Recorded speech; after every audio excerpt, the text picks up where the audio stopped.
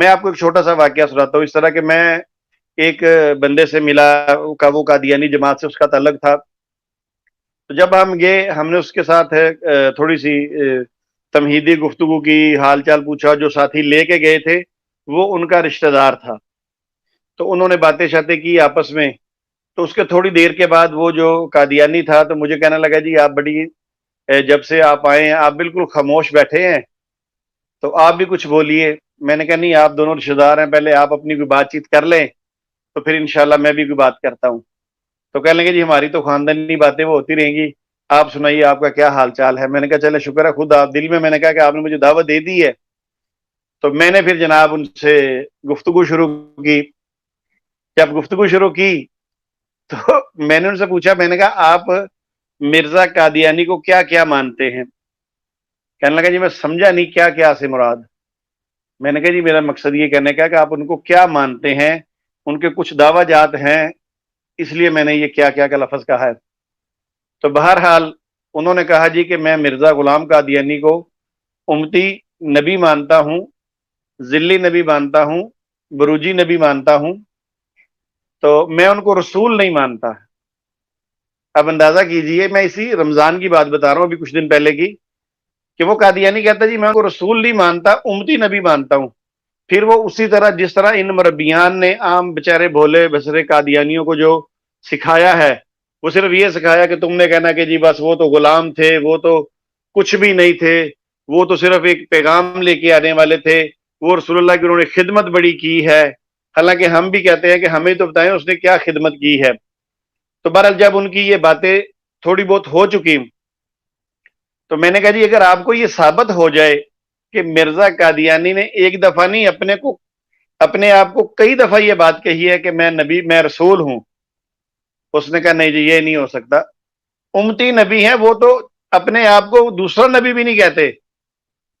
میں نے کہا جی دوسرا سکیب کیا مراد ہوا؟ کہنے لگے جی جیسے باقی نبی آئے ہیں، یعنی کہ جس طرح مستقل نبی آئے ہیں، مرزا قادیانی اس نبوت میں شامل نہیں ہوتا. تو میں نے کہا جی آپ مجھے یہ بتائیں اگر ہم آپ کو بتا دیں اس نے رسول کہا ہے تو پھر کیا کریں گے؟ کہنے لگا جی پھر تو سوچنا پڑے گا.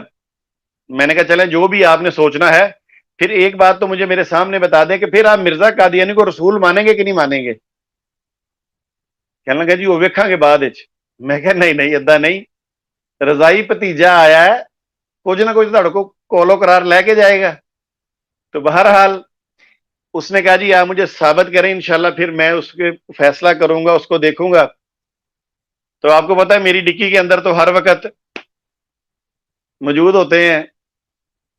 تو میں نے پھر ان کو وہ ڈکی کھول کے میں نے جب ان کو دکھایا کہ مرزا قادیانی خالی یہ نہیں کہتا بلکہ وہ یہ کہتا ہے، میں نے اس کو وہ سورہ فتح کی آیت مبارکہ دکھائی جس میں اس نے کہا تھا، لکھا تھا مرزا قادیانی نے کہ اب یہ وحی ہے جو مجھ پہ نازل ہوئی ہے. حالانکہ آج سے تقریباً 1450 سال پہلے یہ وحی اللہ تعالیٰ نے حضرت محمد مصطفیٰ صلی اللہ علیہ وآلہ وسلم پہ کی.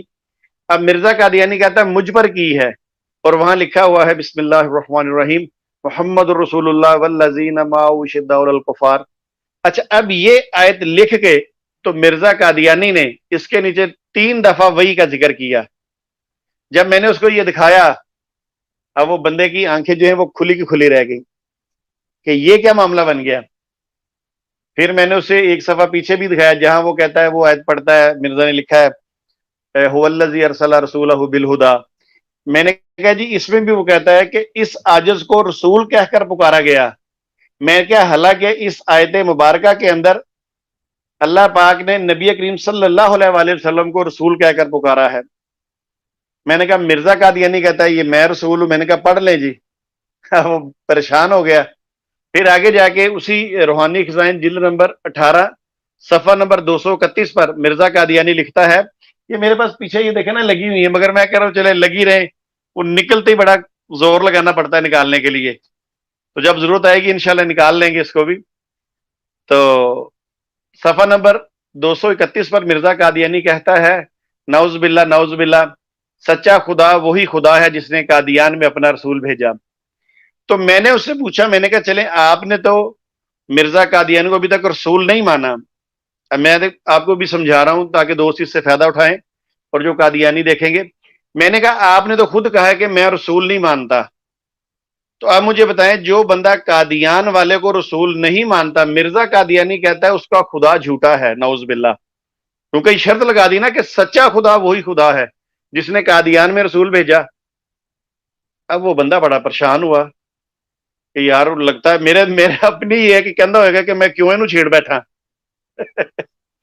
تو میں نے اسے پوچھا، میں نے کہا آپ رسول نہیں مانتے، میں بھی اس کو قادیان والا رسول نہیں مانتا، یہ دوست بھی اس کو قادیان والا رسول نہیں مانتے. تو اب بتائیے ان سب کا آپ سمیت جو اللہ ہے وہ سچا ہوگا جھوٹا ہوگا؟ اب وہ مرزائی اور پریشان ہو گیا کیونکہ کتاب جب سامنے ہو، اسی لیے تو وہ انصر رضا کہتا ہے، لکھ کے لگاتا ہے کہ جی مرزا قادیانی کی کتابوں سے حوالہ نہیں پیش کیا جائے گا. تو میں نے اسے کہا، میں نے کہا تم رسول مانتے ہو؟ کہنے لگا نہیں.